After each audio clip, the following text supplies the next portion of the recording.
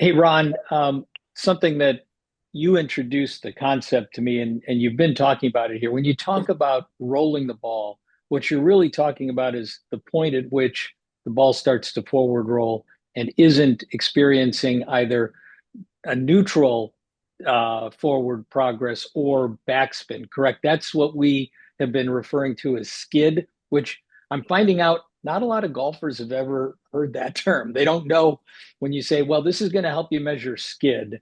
They're like, what's skid? I don't get it.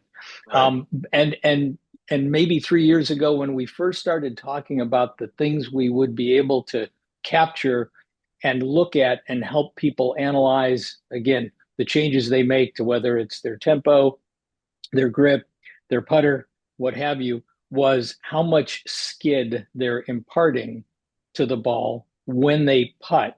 And I remember you saying skid is where all the chaos happens.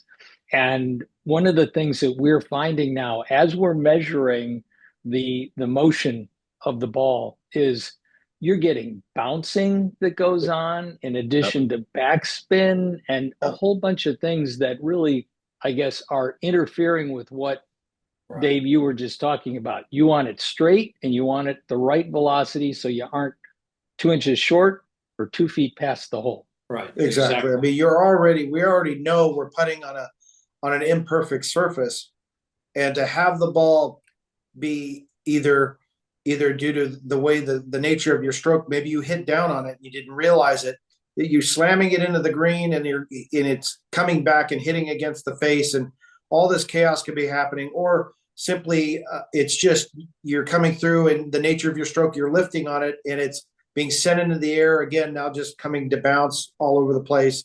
And then the skid happens once it's finally in contact with the friction of the grass. All these things are happening, and we're absolutely have no control over that. The only way through that is as soon as the ball actually gets on a end over end true roll, very little can really happen to it. Even when it hits things, the gyroscopic effect of a ball being end over end, it really doesn't want to come offline. So it seems it's obvious that the person who's actually rolling the ball the best are the ones that seem like they're making more putts, because one, pace controls you have to get the right pace for you to get the right line. And if you can't control the roll you're getting, then it's really difficult to control your pace.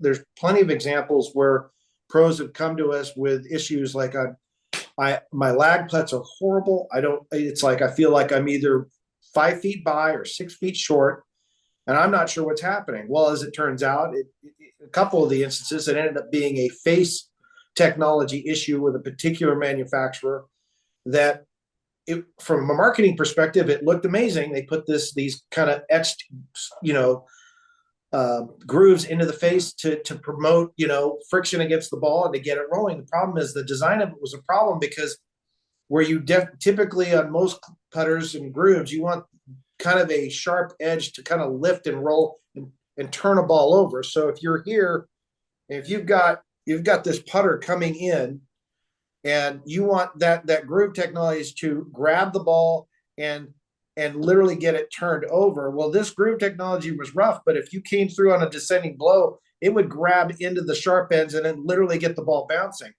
which on shorter putts wasn't all that noticeable. But you get outside 20 feet and suddenly these pros, these literally people that do this for a living, could not get it dialed in. And the solution, rather than get into the weeds, I could tell you could literally hear, because again, that was the only technology I had at my disposal. I didn't have a Genius ball. I had to listen to what I heard the ball doing off the face of the putter, and you could hear it skidding. And I said, well, they're not, that it's not rolling at all. You could literally hear this ball skidding against the grass. I told the manufacturer, give me the same model, but with a clean face with nothing on it.